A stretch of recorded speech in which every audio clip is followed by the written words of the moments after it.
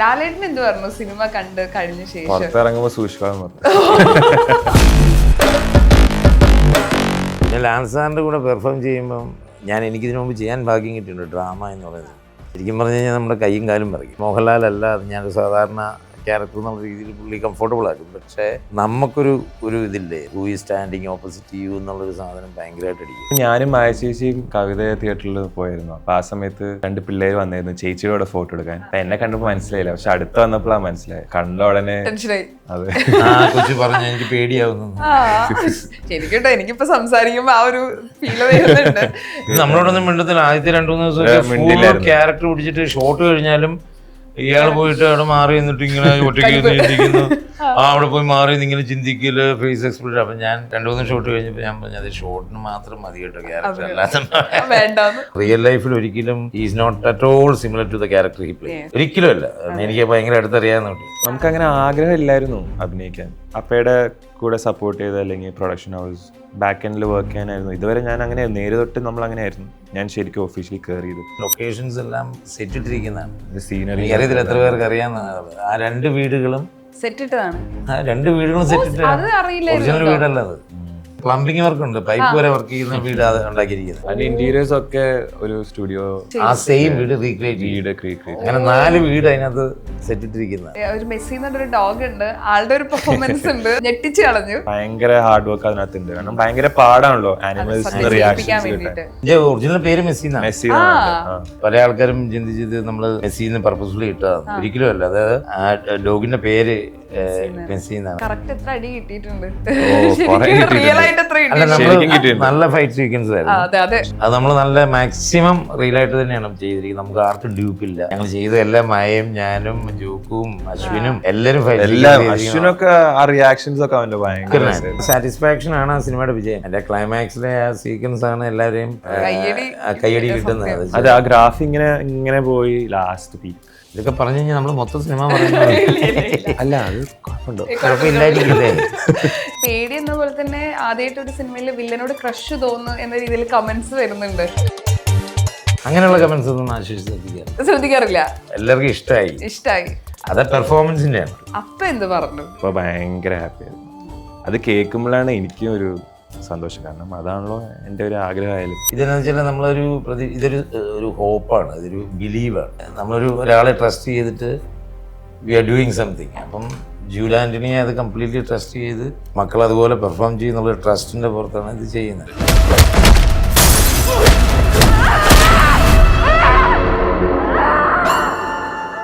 Hi, hello, നമസ്കാരം. സൈന സത് പ്ലസിന്റെ എല്ലാ പ്രേക്ഷകർക്കും സ്വാഗതം. This is me Shijina Jose Prakash.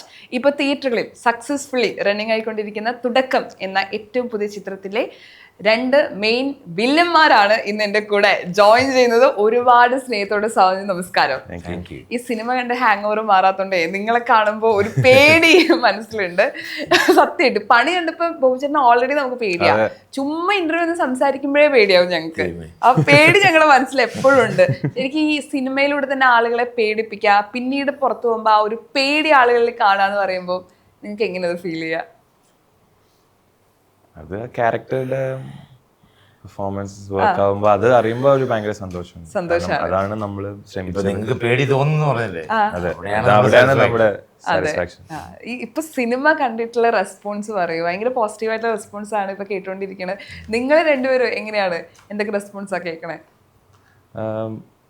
Movie നമ്മൾ തിയേറ്റർ വിസിറ്റ്സ് നടത്തിയായിരുന്നു കുറച്ചൊക്കെ. അപ്പൊ അവിടെ നിന്ന് ഓഡിയൻസിന് ലൈവായിട്ട് ഇന്ററാക്ഷനിൽ തന്നെ അവരുടെ കുറേ ഓണസ്റ്റ് ഫീഡ്ബാക്ക് കിട്ടുമ്പോൾ നമുക്കത് ഭയങ്കര സന്തോഷമായിട്ട് തോന്നി. കാരണം അതിനാണ് നമ്മളെല്ലാവരും ശ്രമിച്ചത്. And was A team work.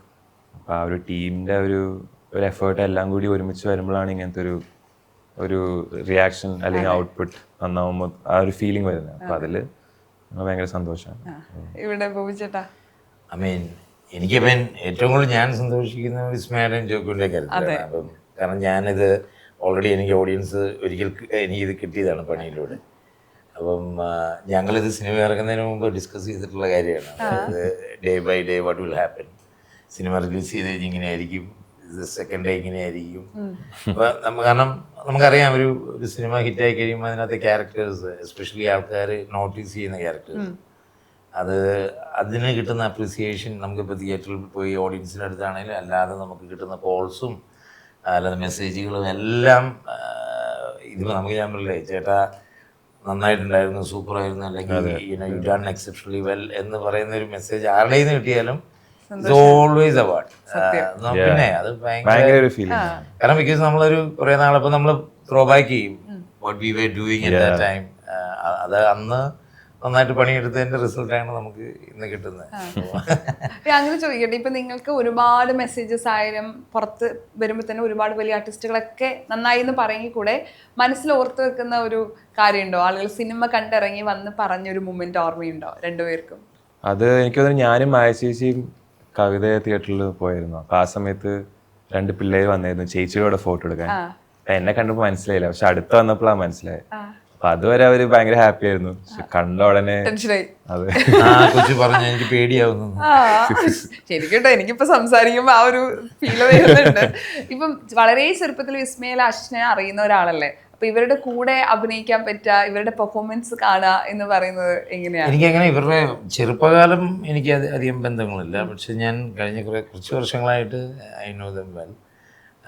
ആശിഷിനെയും പക്ഷെ ഞങ്ങൾ ഭയങ്കര ക്ലോസ് ആകുന്നത് ഞങ്ങൾ ലൊക്കേഷനിൽ ഡേ ബിഫോർ ദ ഷൂട്ടാണ്. ഞങ്ങൾ ഫസ്റ്റ് ഡേ ഞങ്ങൾ ഷൂട്ട് ചെയ്യുന്നത്. അപ്പം ഞങ്ങളുടെ റൂംസ് എല്ലാം ഞങ്ങൾ അടുത്തടുത്തായിരുന്നു. ഞാനും ജോക്കും അടുത്തടുത്ത കോട്ടേജസിലായിരുന്നു. അങ്ങനെയാണ് ഞങ്ങള് നാളത്തെ ഷൂട്ടിനെ കുറിച്ചൊക്കെ സംസാരിച്ചത്. പിന്നെ experience we got connected like we know each other for long time. അങ്ങനത്തെ ബന്ധം.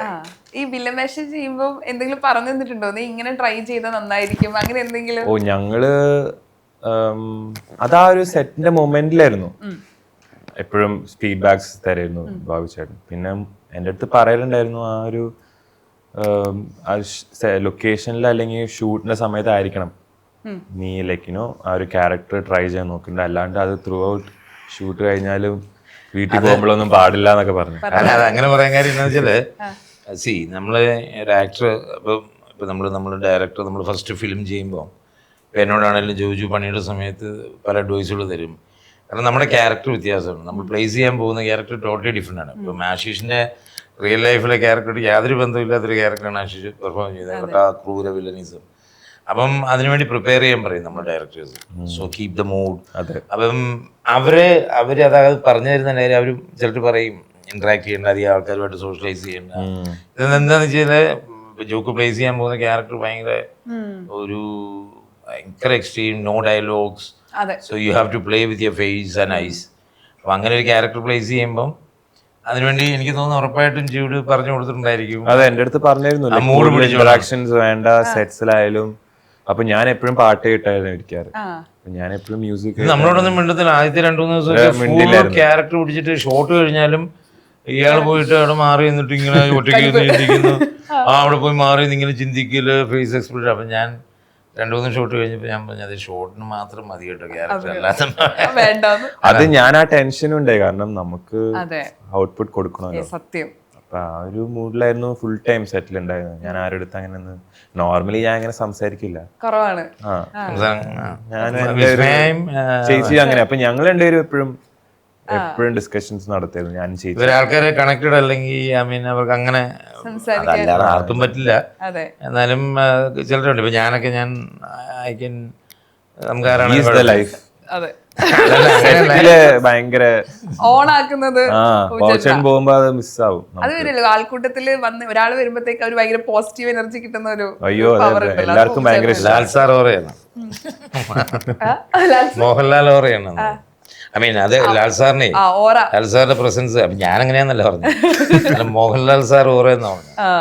ഈ സിനിമയിൽ ഒരു ഡയലോഗ് പോലും ഇല്ല. എനിക്കത് അവസാനമാണ് ഒരു ഡയലോഗ് വരണേ. അതുവരെ ഇയാൾ ആരാ, ഇയാൾക്ക് മലയാളം അറിയോ, അല്ലെങ്കിൽ വേറെ ഏതെങ്കിലും ലാംഗ്വേജുള്ള ആളാണോ, ശരിക്കും സംസാരിക്കാൻ കഴിവുണ്ടോ, അങ്ങനെ തുടങ്ങി ഒരുപാട് കാര്യങ്ങൾ പ്രേക്ഷക എന്ന നിലയിൽ എനിക്ക് തോന്നിയത് മുഴുവനാണ്. ലാസ്റ്റ് ആ ഡയലോഗ് വരുമ്പോഴാണ് ഓക്കെ ആള് മലയാളിയാണ്, ആള് സംസാരിക്കുമെന്നൊക്കെ മനസ്സിലാവണേ.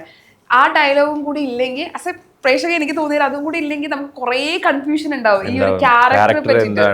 അപ്പം ഡയറക്ടർ ഈ ഒരു ഡയലോഗ് കൊടുക്കാം എന്ന് തീരുമാനിക്കാൻ എന്തെങ്കിലും റീസൺ ഉണ്ടായിരുന്നോ? ശരി, അതെ. കാരണം അത് ഓൾ ടുഗെദർ ആ ഒരു എഫക്റ്റും അല്ലെങ്കിൽ അതിന്റെ ഒരു ഇമ്പാക്ട് ഉണ്ടാവാനുള്ള കാരണം ഡയറക്ടർ ബ്രില്യൻസ് ആണ്, ഓബ്വിയസ്ലി, ഡെഫിനറ്റ്ലി. അപ്പോൾ അത് ജൂഡന്റെ ഒരു പ്ലാൻ ആയിരുന്നു, ലൈക്ക് ഇതിനൊരു ബാക്ക് സ്റ്റോറിയും വേണ്ട, കാരണം അല്ലെങ്കിൽ അത് ഭയങ്കര ഒരു നോർമൽ ഇതുപോലെ ആവും. അപ്പോൾ ഭയങ്കര മിസ്റ്റീരിയസ് ആയിട്ടുള്ള ഒരു എലമെന്റ് ക്രിയേറ്റ് ചെയ്യാനായിരുന്നു ഒരു ഉദ്ദേശം. അപ്പൊ അത് ശരിയാ പറഞ്ഞത്. ആ ഒരൊറ്റ ഡയലോഗിലാണ് ഓഡിയൻസ് മനസ്സിലാവുന്നത്. മലയാളിയാണ്. ആരാണെന്ന് ഒരു ഐഡിയ ഇല്ല. ഇയാള് സംസാരിക്കുന്ന അതിനകത്ത് എന്നെ കൊണ്ട് എക്സ്പ്രഷൻ ഇടിപ്പിച്ചിട്ടുണ്ട്. ഞാൻ ഫാസ്റ്റായിട്ട് പോകുന്നുണ്ട്. ഇയാള് ജോക്ക് സംസാരിക്കുമ്പോൾ ഞാൻ ഇങ്ങനെ നിലത്ത് അത് അടിയുണ്ട് കിടക്കുന്നിടത്ത് ഞാൻ ഇങ്ങനെ നോക്കുന്നുണ്ട് ഇവനെ.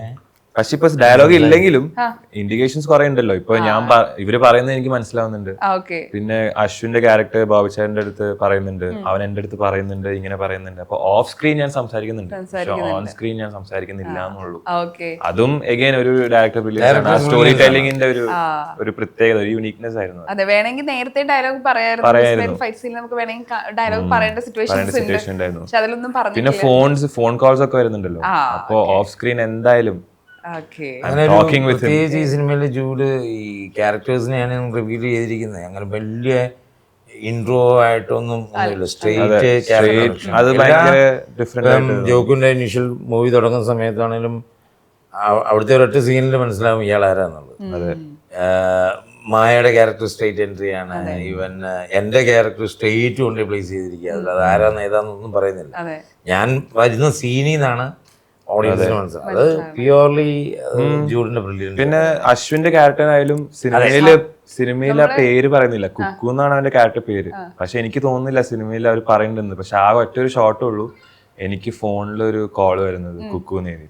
പക്ഷെ ഞാൻ കോള് കട്ട് ചെയ്യുന്നു. അപ്പൊ അതിൽ തന്നെ വേറൊരു ഇൻഡിക്കേഷൻ ആണ് അശ്വിന്റെ ക്യാരക്ടറുടെ പേരും പിന്നെ ഞങ്ങൾ എപ്പോഴും സംസാരം ഉണ്ടെന്നു ഓഫ് സ്ക്രീൻ.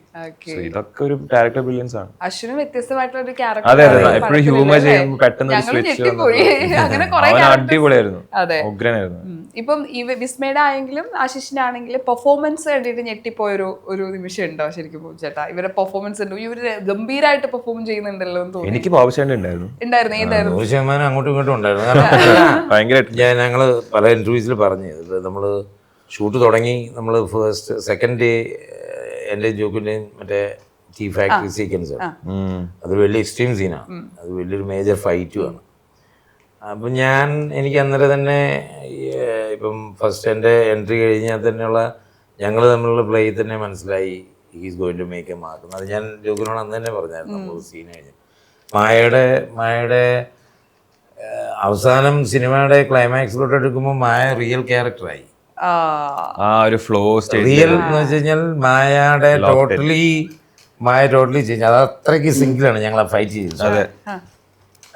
ഞങ്ങളുടെ 4 പേര് നമ്മളുടെ ക്ലൈമാക്സ് സീക്വൻസ് ഫൈറ്റില്ലേ, അത് അന്നേരത്തിനൊക്കെ ആയപ്പോഴത്തേനും 2 hours നമ്മൾ ഷൂട്ട് തീരാറായി. പിന്നെ എല്ലാവരും തന്നെ ഹെവി ക്യാരക്ടേഴ്സായി. മായൊക്കെ അത് ആ മൂഡ് നമുക്ക് ആ മൂവിയിൽ കിട്ടിയിട്ടുണ്ട്. അത് നമുക്കും നമ്മുടെ ആ ടീമായാലും സെറ്റ് ആയാലും നമ്മുടെ ആ ക്രൂ, യാനിക് ബെൻ സാറുടെ ക്രൂ, നമ്മുടെ ഒരു കംഫർട്ട് ലെവൽ, എല്ലാ രീതിയിലും എല്ലാ കാര്യങ്ങളും കോംപ്ലിമെന്റ് ചെയ്തായിരുന്നു അങ്ങോട്ടും ഇങ്ങോട്ടും. അപ്പൊ ആ ഒരു വൈബ് സെറ്റിൽ ക്രിയേറ്റ് ചെയ്യാൻ പറ്റുന്നതുകൊണ്ട് എല്ലാവർക്കും പെർഫോം ചെയ്യാൻ പറ്റി. അപ്പൊ അങ്ങനെയാണ് ആ ഒരു സീൻ നന്നായി വന്നത്. എത്ര അടി കിട്ടിയിട്ടുണ്ട്, നല്ല ഫൈറ്റ് സീക്വൻസ് ആയിരുന്നു. പക്ഷെ അതെല്ലാം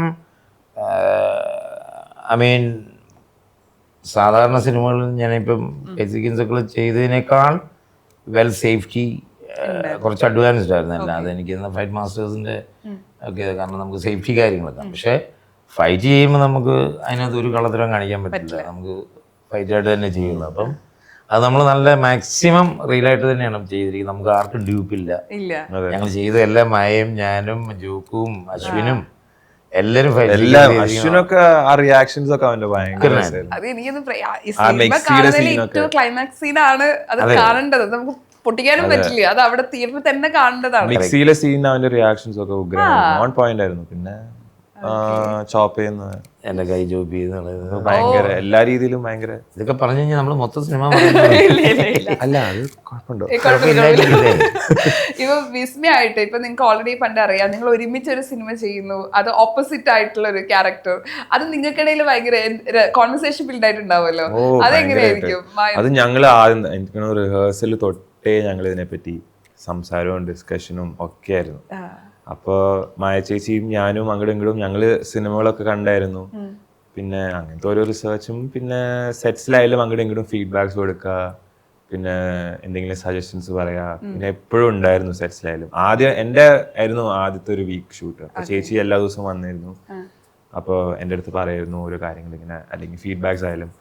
അപ്പോൾ ഭയങ്കര രസമായിരുന്നു, ഭയങ്കര ഫണ്ടായിരുന്നു സെറ്റ്സിലും. നമ്മളിങ്ങനെ ഓരോന്ന് സംസാരിച്ച് രണ്ടുപേരും ഭയങ്കര ഒരു കംഫർട്ട് ലെവലായിരുന്നു ഞങ്ങൾക്ക് തന്നെ. അത് ബിൽഡ് ചെയ്യാൻ പറ്റി.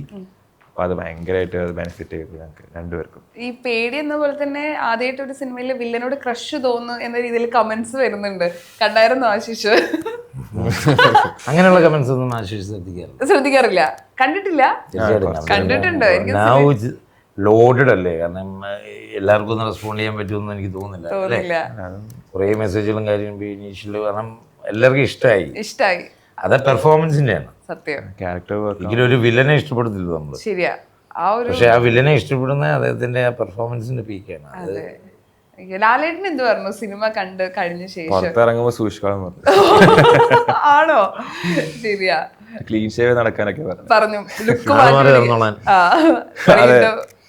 അതൊക്കെ ഭയങ്കര ഹ്യൂമറിലാണെങ്കിലും നമുക്കൊക്കെ കേൾക്കുമ്പോൾ ഭയങ്കര സന്തോഷം. ലാൽ സാർ ആണല്ലോ, അപ്രിസിയേഷനാണ്. ക്യാരക്ടർ ആളുകൾ അത് ഏറ്റെടുത്തു. ആൻഡ് ഇനി അങ്ങോട്ട് നല്ല ഓപ്പർച്യൂണിറ്റീസ് കിട്ടും ഇയാൾക്ക്. എല്ലാവരും ഇപ്പം റിവ്യൂസ് കൊടുക്കുമ്പോൾ എല്ലാവരും അശ്വതി സംസാരിക്കുകയാണ് സിനിമ കണ്ട ശേഷം. അത് കേൾക്കുമ്പോൾ തന്നെ ഭയങ്കര ഓവൽഡാണ്, ഭയങ്കര സന്തോഷമുണ്ട്. കാരണം അത് കേൾക്കുമ്പോഴാണ് നമുക്കും ഒരു ത്രിൽ അല്ലെങ്കിൽ ഒരു motivation, challenge my self more and try different characters. ഇപ്പൊ വേണമെങ്കിൽ ആശിഷിന് ഇപ്പൊ അച്ഛൻ പ്രൊഡ്യൂസർ ആണ്, ഇനി ഇതിനു മുമ്പേ സിനിമകൾ ചെയ്യാം. പക്ഷെ ഒരു സിനിമക്കായിട്ട് കാത്തിരിക്കായിരുന്നു ഇതുപോലത്തെ ഒരു ക്യാരക്ടർ. അങ്ങനെ ആഗ്രഹം ഇല്ലായിരുന്നു അഭിനയിക്കാൻ. ഇല്ല, അങ്ങനെ ഉണ്ടായിരുന്നില്ല. എനിക്ക് അപ്പയുടെ കൂടെ സപ്പോർട്ട് ചെയ്ത് അല്ലെങ്കിൽ പ്രൊഡക്ഷൻ ഹൗസ് ബാക്ക് എൻഡിൽ വർക്ക് ചെയ്യാനായിരുന്നു ഇതുവരെ. ഞാൻ അങ്ങനെ നേരെ തൊട്ട് നമ്മൾ അങ്ങനെ ആയിരുന്നു. ഞാൻ ശരിക്കും ഒഫീഷ്യലി കയറി ചെയ്തു. പക്ഷെ ഇങ്ങനെ ഒരു ഓപ്പർച്യൂണിറ്റിയും ചേച്ചിയും ഉള്ളതുകൊണ്ടും എല്ലാ രീതിയിലും അത് ഒത്തു വന്നതാ ശരിക്കും പറഞ്ഞാൽ. പിന്നെ ജൂഡായിട്ടും ഇങ്ങനെ ഒരു ആഗ്രഹം ഉണ്ടായിരുന്നു. അപ്പൊ അങ്ങനെ കേൾക്കുമ്പോൾ നമുക്കും ഭയങ്കര ഒരു സന്തോഷം ഉണ്ടായി. കാരണം അവര് നമ്മളെ അറ്റ്ലീസ്റ്റ് കൺസിഡർ ചെയ്തല്ലോ. അപ്പൊ ഈ ഒരു ഓപ്പർച്യൂണിറ്റി എല്ലാവർക്കും കിട്ടൂല. അതെനിക്ക് ഭയങ്കര അവെയർ ആയ ഒരു കാര്യമാണ്. എസ്പെഷ്യലി നമ്മുടെ ഈ ഇൻഡസ്ട്രിയിൽ ഒരു ഓപ്പർച്യൂണിറ്റി കിട്ടാൻ തന്നെ ഭയങ്കര കാര്യമാണ്. അപ്പോൾ അങ്ങനെ ഒരു സംഭവം വന്നപ്പോൾ ഞാൻ വിചാരിച്ചു ഐ ഷുഡന്റ് ബി സ്റ്റബേൺ. ഞാനത് എടുക്കണം, കാരണം ഇത് ആർക്കും കിട്ടൂല. I am really blessed. അപ്പൊ അതുകൊണ്ട് I was really grateful for this. അങ്ങനെ ഞാൻ എടുത്ത്, പിന്നെ മായ ചേച്ചി ആണ് മേജർ റീസൺ. അപ്പോൾ അതുകൊണ്ട് ഞാൻ കണ്ണടച്ച് ഓക്കെ പറഞ്ഞു. ബിക്കോസ് നമ്മുടെ എല്ലാവരുടെയും ഒരു all of us were together in this. ലാലങ്കളായാലും സുജാൻറ്റി ആയാലും അപ്പായാലും ജൂഡായിട്ടും everybody was okay and they were more interested and keen in this. അങ്ങനെ കയറിയതാണ്. അപ്പോൾ ഐ വാസ് റിയലി ഹാപ്പി. ഇനിയിപ്പോ സിനിമയിൽ സജീവമാവോ? ഇപ്പം ആ ഒരു ഫീല് കിട്ടിയില്ലേ? നമ്മൾ ആളുകൾ പറയുന്നു directors want me, yes, definitely ചെയ്യും. അതെ, directors want like if there are more opportunities. എന്റെ രീതിയിൽ എനിക്ക് സഹായിക്കാൻ പറ്റിയ ചെയ്യും. ഈ ഹൃദയൊക്കെ പോലെ പ്രണവിന്റെ റൊമാൻറ്റിക് സീനൊക്കെ പോലെ തന്നെ ഒരു റൊമാൻറ്റിക് പടം. he can do many things. I mean, ഇപ്പം ഫസ്റ്റ് എൻട്രി തന്നെ he proved himself he can be a villain. Now I am pretty sure touchwood വരട്ടെ ഹീറോ ആകാനും നല്ല characters he can do many. അത് പറഞ്ഞാൽ ഒരു ആറ്റിറ്റ്യൂഡ് ക്യാരക്ടർ അല്ല. Real ലൈഫിൽ ഒരിക്കലും he is not at all similar to the character he plays. ഒരിക്കലും അല്ല. എനിക്ക് ഭയങ്കര അടുത്തറിയാവുന്ന കുട്ടി. അപ്പം നമ്മളല്ലാതെ ബിഹേവ് ചെയ്യുന്നതാണ് ഏറ്റവും വലിയ, ഐ മീൻ ആക്ടറിനെ സംബന്ധിച്ചിടത്തോളം എന്താ പറഞ്ഞാൽ നമ്മളല്ലാതെ രീതിയിൽ ടോട്ടലി ഡിഫറെൻ്റ് ഒരു ക്യാരക്ടറിനെ പ്ലേ ചെയ്യുന്നതാണ് ഏറ്റവും വലിയ ബ്രില്യൻസ് എന്ന് പറയുന്നത്. That he proved it. സത്യം. I hope I get good characters. ഞങ്ങളും കാത്തിരിക്കുക ഒരു റൊമാൻറ്റിക് ചിത്രത്തിലൊക്കെ ആശിഷിനെ കാണാൻ വേണ്ടി, നായക വേഷത്തിൽ കാണാൻ വേണ്ടി, എങ്ങനെ പെർഫോം ചെയ്യും എന്ന് കാണാൻ വേണ്ടിയിട്ട്. ഇപ്പൊ ഞങ്ങൾ കുറെ നാളെ പ്രണവിനെ കാണുന്നത് നിങ്ങളുടെ സിനിമയുടെ ഭാഗമായിട്ടാ. കാരണം വല്ലപ്പോഴേ ഞങ്ങൾ കണ്ടിട്ടാറുള്ളൂ. അപ്പൊ ആളെന്ത് പറഞ്ഞു പടം കണ്ടിട്ട്? ഭയങ്കര ഇഷ്ടപ്പെട്ടു. ആക്ച്വലി ഭയങ്കര ഹാപ്പി ആയിരുന്നു. ഈവൻ വന്നല്ലോ ഞങ്ങളുടെ ഷോയ്ക്ക് വന്നു. അതന്നെ അൺബിലീവബിൾ ആണ്. ആണല്ലേ? നിങ്ങൾക്ക് he came, I don't know where he was. പക്ഷെ I think he just came cinema കാണാൻ വേണ്ടി മാത്രം വന്നതാണ്. ദിവസം പോവുകയും ചെയ്തു.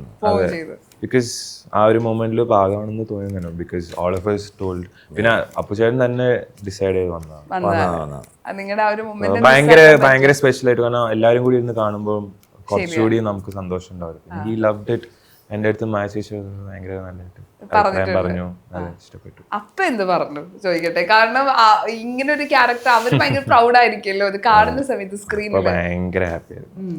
അത് കേൾക്കുമ്പോഴാണ് എനിക്കും ഒരു സന്തോഷം. കാരണം അതാണല്ലോ എൻ്റെ ഒരു ആഗ്രഹമായാലും. ഇത് എന്തെങ്കിലും ചെയ്തിട്ട് ഇപ്പം വിസ്മയ മോഹൻലാലാണേലും ആശിഷ് ജോ ആണേലും ഇൻക്ലൂഡിങ് ഞാനാണേലും ഇനിയും first of all Jude Antony. ഇതെന്നു വെച്ച് കഴിഞ്ഞാൽ ഇതൊരു ഭയങ്കര റിസ്ക്കാണ് അതെ ജൂഡും ആൻ്റണി ചേട്ടനും എടുത്തിരിക്കുന്നത്. എന്ന് വെച്ചാൽ ജൂഡിനെ സംബന്ധിച്ചിടത്തോളം രണ്ട് വലിയ ആൾക്കാരുടെ രണ്ട് മക്കളെ പ്ലേസ് ചെയ്യുന്ന അതൊരു സിനിമയിൽ ലീഡ് ക്യാരക്ടേഴ്സായിട്ട്. അതുപോലെ ആൻ്റണി ചേട്ടൻ്റെ സ്വന്തം മകനാണ് ഇങ്ങനൊരു ക്യാരക്ടർ റെഫറൻസ്. ഇതെന്നു വെച്ചാൽ നമ്മളൊരു ഇതൊരു ഹോപ്പാണ്, ഇതൊരു ബിലീവാണ്, ഒരു ബിലീഫാണ്. അപ്പം ഒരാളെ ട്രസ്റ്റ് ചെയ്തിട്ട് വി ആർ ഡൂയിങ് സംതിങ്. അപ്പം ജൂഡ് ആൻ്റണിയെ അത് കംപ്ലീറ്റ്ലി ട്രസ്റ്റ് ചെയ്ത് മക്കൾ അതുപോലെ പെർഫോം ചെയ്യുന്നുള്ള ട്രസ്റ്റിൻ്റെ പുറത്താണ് ഇത് ചെയ്യുന്നത്. അതിൻ്റെ ഔട്ടിൽ I M pretty confident. And ഭയങ്കര ഹാപ്പിയാണ്. കാരണം ഇത് ഭയങ്കര ചലഞ്ചിങ് ഒരു ഇതാണ് ചെയ്തത്. എവിടെയെങ്കിലും നമുക്കത് വർക്കൗട്ട് ആയില്ലെന്നുണ്ടെങ്കിൽ first of all we have to worry about the common public.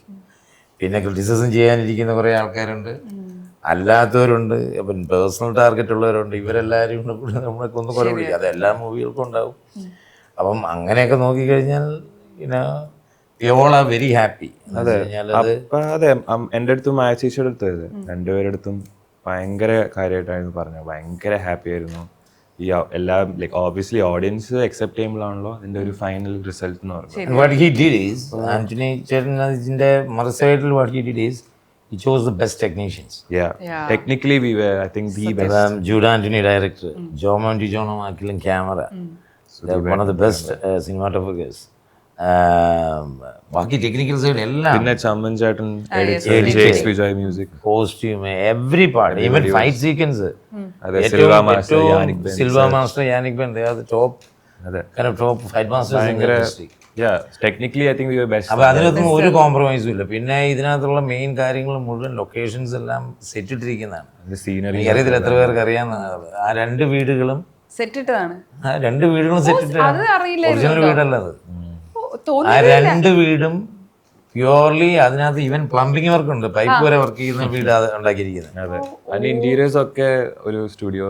ആ സെയിം രണ്ട് വീട് ഫൈറ്റ് സീക്വൻസ് ചെയ്യാൻ വേണ്ടി നമ്മൾ ഇവിടെ സ്റ്റീഫൻ ദേവസിയുടെ ഫ്ലോറിൽ ആ സെയിം വീട് റീക്രിയേറ്റ്. അങ്ങനെ 4 വീട് അതിനകത്ത് സെറ്റ് ഇട്ടിരിക്കുന്നത്. അതെ, അപ്പൊ അതൊക്കെ ഭയങ്കര നമ്മുടെ ടീം ഭയങ്കര രസമായിരുന്നു. പിന്നെ എനിക്ക് തോന്നുന്നു വേറെ പ്രൊഡ്യൂസേഴ്സ് ഒരിക്കലും റിസ്ക് എടുക്കത്തില്ല. എന്ന് വെച്ചാൽ ഇതുപോലൊരു രണ്ട് ഓപ്പണിംഗ് രണ്ട് പേരുടെ ഫസ്റ്റ് മൂവിയിൽ അങ്ങനെ ഒരു അത്രയും കോസ്റ്റ്, അതും ലക്ഷറി വീടാണ്. ഐ മീൻ അത്യാവശ്യം ഫുൾ തടിയും കാര്യങ്ങളെല്ലാം വെച്ച് നമ്മൾ തന്നെ ഞെട്ടിപ്പോയി.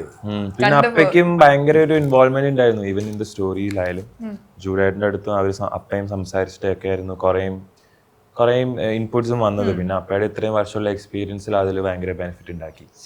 അപ്പോൾ അങ്ങനെ അവിടെ നിന്നും അപ്പയുടെ കുറേ ഇൻപുട്സും സുജി ആൻറ്റിയുടെ കുറേ ഇൻവോൾവ്മെന്റ് ഉണ്ടായി, ലാൽ സർ ഓൾസോ. അപ്പൊ എല്ലാവരുടെയും ഒരു കളക്റ്റീവ് എഫേർട്ട് വന്ന് ടീം വർക്കും കൂടി ഉഗ്രനായപ്പോഴാണ് നമ്മൾ ആ റിസൾട്ട് വരുമ്പോൾ ഉള്ളൊരു സന്തോഷം. നിങ്ങൾക്ക് ഇപ്പൊ പാരന്റ്സ് ഒരു ടെൻഷൻ ഉണ്ടാവും ഇതിന്റെ ഒരു സക്സസിനെ കുറിച്ച്. നിങ്ങൾക്ക് എപ്പോഴാ ഒരു സമാധാനമായത്? വിസ്മയ്ക്കായാലും ആശിഷിനായാലും ഇപ്പോഴൊന്നും ഒരു ഷോക്കിലാണ് സത്യം പറഞ്ഞ രണ്ടുപേരും. അതെ, കാരണം ഞങ്ങള് ആദ്യമായിട്ടാ ഇങ്ങനെ. അപ്പൊ അതൊരു ഡിഫറെന്റ് എക്സ്പീരിയൻസ്, ഒരു ഫീലിംഗ് ആണ്. ഇപ്പോഴും ആ ഒരു ഇതിലാണ്. ഞാൻ വിസ്മയുടെ ഒരു ഇന്റർവ്യൂവിൽ ഞാൻ കേട്ടിട്ടുണ്ടായിരുന്നു. അതായത് എത്ര പേര് ഇത് പറയുന്ന അറിയില്ല. അതായത് ഡബ് ചെയ്ത കുട്ടിയെ വരെ മെൻഷൻ ചെയ്തു. അതായത് ഈ ഒരു ക്യാരക്ടർ ഫുൾ ആവണമെങ്കിൽ ഡബ് ചെയ്ത ആളെ കുറിച്ചും പറഞ്ഞു. അത് വളരെ റെയർ ആയിട്ടേ പറയാറുള്ളൂ. അങ്ങനെ വരെ വളരെ ഓപ്പൺ ആയിട്ട് സംസാരിക്കുന്ന ഒരു കുട്ടി. അപ്പൊ ആളെ എപ്പോഴും എല്ലാ കാര്യങ്ങളും ഭയങ്കര പോസിറ്റീവായിട്ട് കാണുന്ന, എടുത്തു പറയുന്ന ഒരാളാണെന്ന് തോന്നി. പിന്നെ ആദിത്യലക്ഷ്മി ചേച്ചിന്നാണ് വോയിസ് കൊടുത്തത്. അപ്പൊ അവർ രണ്ടുപേരും ബെസ്റ്റ് ഫ്രണ്ട്സാ. അപ്പൊ ഭയങ്കര കമ്പനിയാണ് അവര്. ഇപ്പൊ സിനിമയിലും അവര് ബെസ്റ്റ് ഫ്രണ്ട്സ് തന്നെ ആയിട്ടായിരുന്നു. അപ്പോ ഈവൻ ആദിത്യലക്ഷ്മി ചേച്ചിക്കും ഭയങ്കര ഇൻപുട്സും അവര് തമ്മിൽ ഭയങ്കര കോൺവെർസേഷൻസും. പിന്നെ അഗൈൻ ആ ക്യാരക്ടർ ലൈക്ക് മായ ചേച്ചിയുടെ ക്യാരക്ടറിന്റെ വോയിസ് കൊടുത്തതും ഹർ ബെസ്റ്റ് ഫ്രണ്ട് ആയിരുന്നു. അപ്പോൾ all together even she found it very great because ഫ്രണ്ട്സും എല്ലാവരും ഇൻവോൾവ് ആയിരുന്നു. ഇപ്പൊ എന്റെ ഫ്രണ്ട്സ് ആയാലും അതെ, അവര് എല്ലാവരും വന്ന് ഇവിടെ ഒരുമിച്ചാ കണ്ടേ. അപ്പോ എല്ലാ രീതിയിലും ഞങ്ങൾക്ക് ഭയങ്കര സന്തോഷമായിരുന്നു. എല്ലാവർക്കും ഇഷ്ടപ്പെടുമ്പോഴും കാണുമ്പോഴും അഭിപ്രായങ്ങൾ പറയുമ്പോഴും. കാരണം അവരും നമ്മള് എല്ലാരും പണ്ടോട്ടേ വന്ന് ആ ഒരു മൂമെന്റ് ഭയങ്കര സ്പെഷ്യൽ ആയിരുന്നു. ഒരു മെസ്സി എന്നൊരു ഡോഗ് ഉണ്ട്, ആളുടെ ഒരു പെർഫോമൻസ് ഉണ്ട്, അതിവിടെ പറയാൻ പറ്റില്ല, എങ്കിലും ഞെട്ടിച്ചു കളഞ്ഞു. എങ്ങനെ ഉണ്ടായിരുന്നു അത്? ഏറ്റവും കൂടുതൽ ഫീൽ ചെയ്ത ആൾക്കാർക്ക് ആളുമായിട്ടാണല്ലോ. പക്ഷെ അവന്റെ ചെറിയ റിയാക്ഷൻസ് വരെ ഭയങ്കര രസമായിരുന്നു ഞാൻ അവിടെ ലൈവ് കാണുമ്പോ തന്നെ. പക്ഷെ കുറെ ശ്രമിച്ചു. അത് ഡയറക്ടർ ജൂഡേട്ടന്റെ ഒരു ഭയങ്കര ഹാർഡ് വർക്ക് അതിനകത്തുണ്ട്. കാരണം ഭയങ്കര പാടാണല്ലോ ആനിമൽസിന്റെ റിയാക്ഷൻസ് കിട്ടാൻ. അപ്പൊ ചെയ്യിപ്പിച്ച് ഭയങ്കര പേഷ്യന്റോടെയാണ്. പക്ഷെ എന്നിട്ട് അവൻ ചെയ്യുമ്പോ കാണാൻ ഭയങ്കര രസമായിരുന്നു. നമുക്കൊക്കെ ഭയങ്കര ഇഷ്ടമാണ്. എന്റെ ഒറിജിനൽ പേര് മെസ്സി മെസ്സി.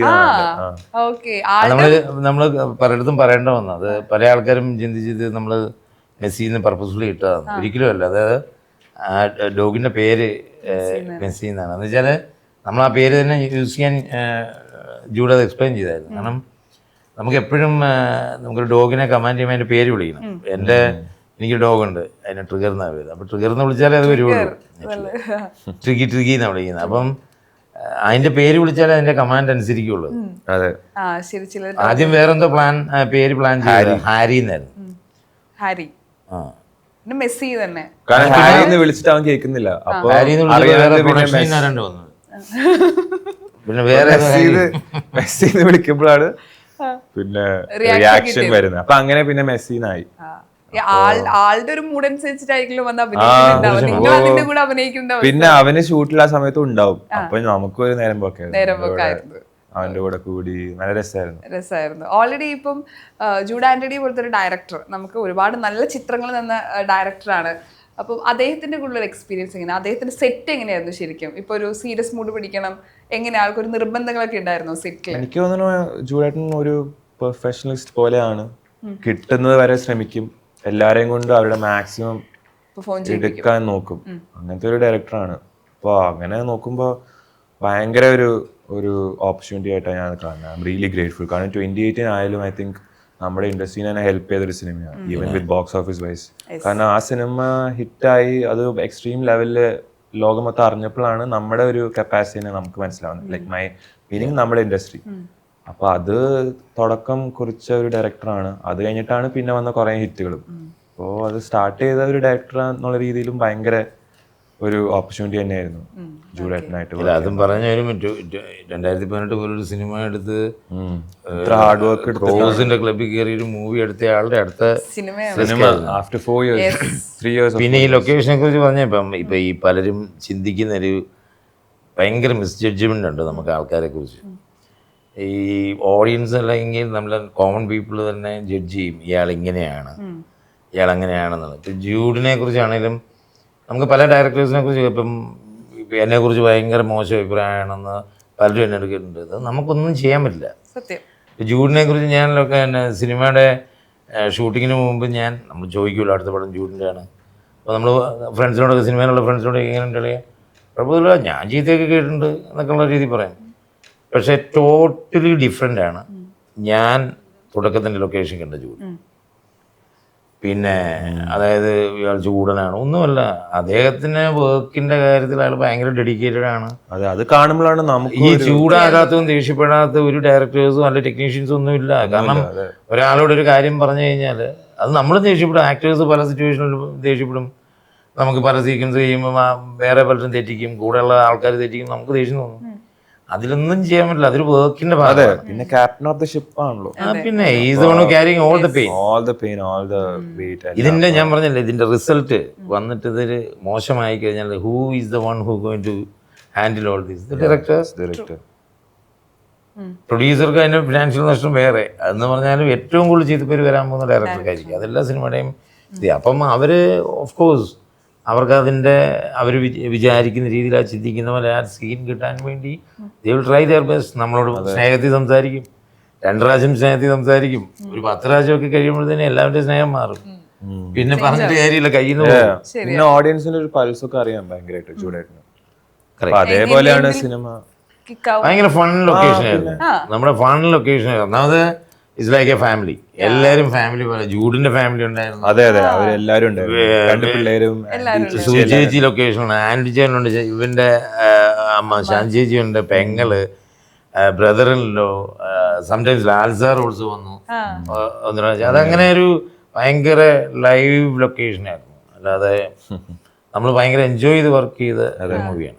ലാലേട്ടന്റെ കൂടെ ഇപ്പൊ അപ്പു വന്നാലും മായ വന്നാലും ഇവരുടെ കോമ്പിനേഷൻ കാണാൻ ഭയങ്കര രസമാണ് നമുക്ക് സ്ക്രീനിൽ. മമ്മൂക്ക ദുൽഖർ ഒരുമിച്ച് വരണം എന്ന് പറഞ്ഞ പോലെ നമ്മുടെ കണ്ടിട്ടുള്ള വലിയ ലാലേട്ടൻ മമ്മൂക്കയുടെ മക്കൾ ഒരുമിച്ച് അഭിനയിക്കുന്ന കാണാൻ ഭയങ്കര രസമാണ്. ഇപ്പൊ മായായിട്ട് കോമ്പിനേഷനിൽ വരുമ്പോൾ നിങ്ങൾ അവിടെ ഉണ്ടായിരുന്നോ, അല്ലെങ്കിൽ കണ്ടിട്ടുണ്ടായിരുന്നോ അവരുടെ അഭിനയം, അല്ലെങ്കിൽ ലാലേട്ടനായിട്ട് ഒരു ടിപ്പ് പറഞ്ഞു കൊടുക്കുന്നത്? അത് നമുക്കും ഭയങ്കര ഒരു മൊമെന്റ് ആയിരുന്നു. കാരണം അങ്ങനെ കാണാന്ന് പറയുന്നത് തന്നെ ഒരു ഞാൻ ലാൽ സാറോട് എല്ലാരും ലാലങ്കിൾ ഫാൻ ബോയ്സ്. എനിക്ക് ഒരു സീൻ എല്ലാരും പിന്നെ എല്ലാരും എന്നാൽ ഞാൻ ലാൽ സാറോട് എനിക്കൊരൊറ്റ സീൻ പോലും ഇല്ല ഈ സിനിമയിൽ. പക്ഷെ ഞാൻ ലാൽ സാറിന്റെ ഷൂട്ടിങ്ങിലെല്ലാം ഞാൻ ലൊക്കേഷൻ ഉണ്ടായിരുന്നു. നമ്മൾ മിക്ക ദിവസം എല്ലാരും ഷൂട്ടിലും ലൊക്കേഷൻ തന്നെയാണ്. ഡേറ്റ്സ് ഇല്ലായിരുന്നു, ഫുൾ ടൈം നമ്മൾ ത്രൂ ഔട്ട് ഉണ്ടായിരുന്നു. അവര് തമ്മിൽ എങ്ങനെയായിരുന്നു ഈ ഡയലോഗ് പറയുന്നത് മായും ലാലേട്ടനായിട്ടുള്ള? എനിക്കൊന്ന് മായ ചേച്ചി ഓബിയസ്ലി ആ ഒരു നെർവസ്നെസ് എനിക്കൊന്ന് ആ മൊമെന്റിൽ of course you are performing അതുവരെ she was like okay you know അത് കുഴപ്പമുണ്ടാവില്ല. പക്ഷെ സെറ്റിൽ നമുക്ക് നമ്മൾ പെർഫോം ചെയ്യുമ്പോൾ അച്ഛനമ്മ പെങ്ങൾ ചേച്ചി ഒന്നും ഇല്ല. ക്യാരക്ടർ ആയേ പറ്റൂല. പ്രൊഫഷണൽ ആയി പിന്നെ ആ സമയത്ത് ആ മൊമെന്റിൽ. പിന്നെ ലാൽ സാറിന്റെ കൂടെ പെർഫോം ചെയ്യുമ്പം എനിക്കിതിനു മുമ്പ് ചെയ്യാൻ ഭാഗ്യം കിട്ടിയിട്ടുണ്ട് ഡ്രാമ എന്ന് പറയുന്നത്. ശരിക്കും പറഞ്ഞു കഴിഞ്ഞാൽ നമ്മുടെ കൈയും കാലും വിറയ്ക്കും. പിന്നെ അതെന്താന്ന് വെച്ചാൽ അത് ഹീ ഡോണ്ട് ഡു നത്തിങ്. പുള്ളി ഏറ്റവും കൂടുതൽ സ്വീറ്റാക്കി നമ്മളോട് സ്നേഹത്തോടെ സംസാരിച്ചേക്കേ പോവുള്ളൂ. പുള്ളിയെ വേറെ ആളായിട്ട് തന്നെ മോഹൻലാൽ അല്ല, ഞാനൊരു സാധാരണ ക്യാരക്ടർ എന്നുള്ള രീതിയിൽ പുള്ളി കംഫർട്ടബിൾ ആക്കും. പക്ഷേ നമുക്കൊരു ഇതില്ലേ, നമ്മുടെ who is standing opposite you എന്നുള്ളൊരു സാധനം ഭയങ്കരമായിട്ട് അടിക്കുക. പക്ഷെ 1-2 സീനിലേ കാണുള്ളത്. അത് കഴിഞ്ഞ് കഴിഞ്ഞാൽ പിന്നെ കംഫർട്ടബിളാണ്. ഓക്കെ. ഇപ്പം ഇതുപോലെ ആഗ്രഹിക്കുന്നുണ്ടല്ലോ കോമ്പിനേഷൻ സീനുകൾ വേണം, അങ്ങനെ ആഗ്രഹിക്കുന്ന ആർട്ടിസ്റ്റുകളുണ്ട് ശരിക്കും. ഇപ്പൊ ആക്ടിങ് ഒരു താല്പര്യം വന്ന് തുടങ്ങിയല്ലോ, അപ്പം ഇന്നാളുടെ കൂടെ പെർഫോം ചെയ്യണം അങ്ങനെ ആഗ്രഹം ഉണ്ടോ? അങ്ങനെയൊന്നും ആലോചിച്ചിട്ടില്ല. ഇപ്പോഴാണ് അങ്ങനെ കേൾക്കുമ്പോ നമുക്കൊരു, പക്ഷെ എല്ലാവരുടെയും കൂടെ ചെയ്യാൻ പറ്റും സന്തോഷാണ്. പക്ഷെ ഒരുപാട് പേര് നോട്ടീസ് ചെയ്തിട്ടുണ്ട് ഈ ആളെ അല്ലേ? പ്രിയദർശൻ സാറൊക്കെ കഴിഞ്ഞ ദിവസം വിളിച്ചിട്ട് ഹൈലി അപ്രീഷിയേറ്റ് ചെയ്തത്, ഭയങ്കര ഇഷ്ടപ്പെട്ടു. സീൻ ബൈ സീൻ സാറ് പറഞ്ഞെന്നാ പറയുന്നത്.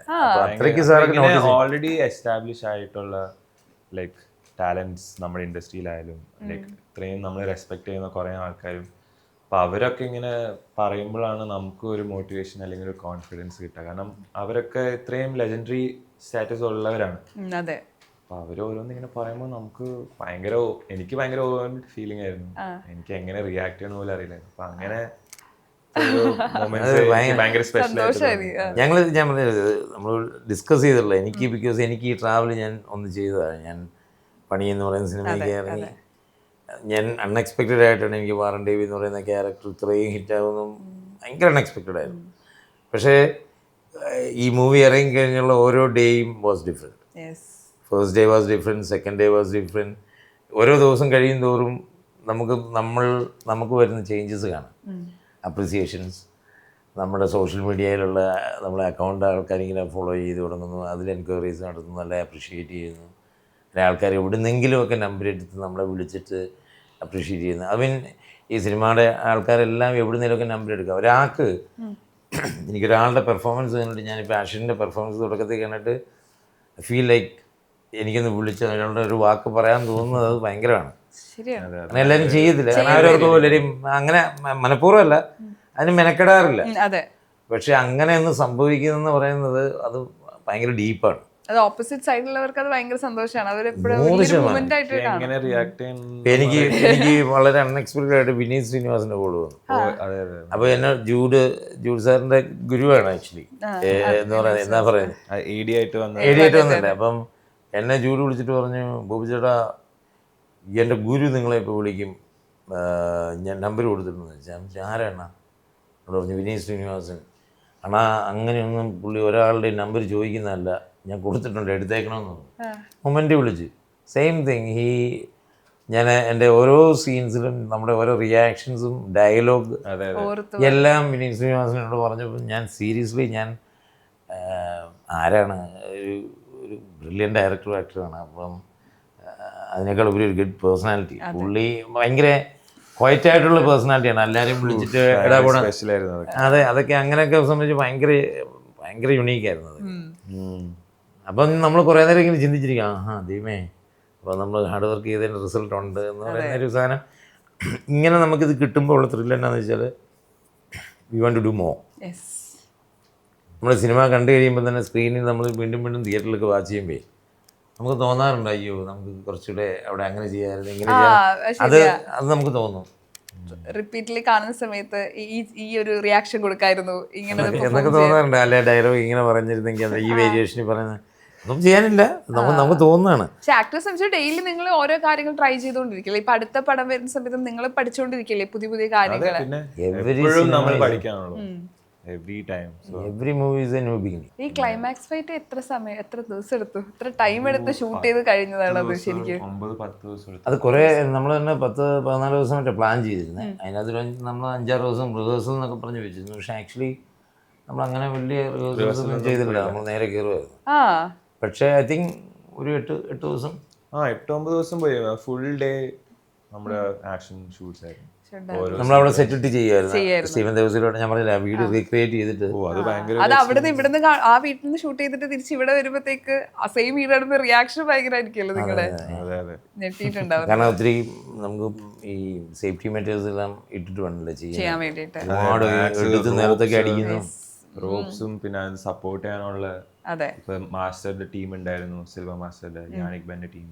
എല്ലാവരും അവിടെ നമ്മുടെ വാം അപ്പ് ചെയ്യാനും വാം ഡൗൺ ചെയ്യാനും ഒക്കെ ചെറിയൊരു മാച്ചിനൊക്കെ ഇറങ്ങുന്നതിന് മുമ്പ് ചെയ്യിപ്പിക്കുള്ളൂ. കാരണം റിലാക്സ് ചെയ്യുന്നു. നമ്മുടെ സേഫ്റ്റി കൂടി ഉണ്ടല്ലോ, ഇമ്പോർട്ടന്റ് ആണ്. ഒരു കൊറിയോ പ്രാക്ടീസും ഒക്കെ ഉണ്ടായി. അപ്പൊ 1 by 1 അവർ പറഞ്ഞു. ഇനിയിപ്പോ ആളുകൾ ആ ഒരു ഫൈറ്റ് സീനാണ് ഏറ്റവും കൂടുതൽ സംസാരിക്കുന്നത്. അതെനിക്കത് ഇപ്പൊ കാണാത്തവരാണെങ്കിൽ കൂടെ ഇപ്പൊ നമുക്ക് കൂടുതൽ പറയാനും പറ്റില്ല. അത് ആ സാറ്റിസ്ഫാക്ഷൻ ആണ് ആ സിനിമയുടെ വിജയം. അതെ, അതിന്റെ ക്ലൈമാക്സിലെ ആ സീക്വൻസ് ആണ് എല്ലാവരെയും കയ്യടി കിട്ടുന്നത്. ആ ഗ്രാഫ് ഇങ്ങനെ പോയി ലാസ്റ്റ് പീക്ക്. നിങ്ങൾക്ക് ഇപ്പൊ പുറത്ത് തിയേറ്ററിൽ വിസിറ്റ് നടത്തുമ്പോൾ ഈ സമയത്ത് കയ്യടി കിട്ടും, അത് നിങ്ങൾക്ക് ഉറപ്പായിട്ടുള്ള സീനുകളില്ലേ സിനിമയില്? ഇപ്പൊ ഓരോ തിയേറ്ററിൽ വിസിറ്റ് ചെയ്ത് ഈ സമയമാകുമ്പോൾ കയ്യടി ഇപ്പൊ വരും, അങ്ങനെ പ്രതീക്ഷയോടെ കാത്തിരുന്ന് നിൽക്കാറുണ്ടോ? പിന്നെ ഇപ്പൊ നമുക്കറിയാം കറക്റ്റ് നമ്മൾ സിനിമ കണ്ടിട്ടേ നമ്മളിപ്പോ കുറെ ഓഡിയൻസിലൂടെ നമുക്ക് മൂവി വാച്ച് ചെയ്യല്ലോ. അവൻ ബീങ് നമ്മൾ തന്നെ ഓഡിയൻസ് ആകുമ്പോൾ നമുക്ക് ഇപ്പം കഴിഞ്ഞ ദിവസം നമ്മൾ ആദ്യത്തെ ദിവസം സിനിമ കണ്ട പോലല്ലോ നമ്മൾ കഴിഞ്ഞ ദിവസങ്ങളൊക്കെ സിനിമ കാണുന്നത്. ചിലടത്ത് നമുക്കും ഗൂസ് ബംസ് ഒക്കെ ഫീൽ ചെയ്യുന്നുണ്ട്. പിന്നെ എക്സ്പെക്ട് ചെയ്യാത്ത സ്ഥലങ്ങളിലൊക്കെ ഓഡിയൻസിൽ റിയാക്ഷൻസ് വരും. നമുക്ക് ചിലടത്ത് കോമഡി വീഴാറുണ്ട്, ചില ഡയലോഗുകളിലൊക്കെ കോമഡി വീഴുന്നുണ്ട്. അത്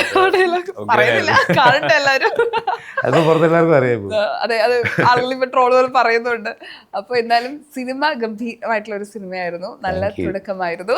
അപ്പൊ സിനിമ കാണാത്തൊരു സിനിമ കാണാം. അപ്പോൾ സിനിമ ഒരു വലിയ വിജയമാവട്ടെ. ആൻഡ് ഒരുപാട് ക്യാരക്ടറായിട്ട് ഞങ്ങൾ കാണട്ടെ എന്ന് ആഗ്രഹിക്കുകയാണ് ആശിഷിനെ. അതെ, ഒരുപാട് സന്തോഷം കാണാനും സംസാരിക്കാനും സാധിച്ചത്. Thank you so much. Thank you.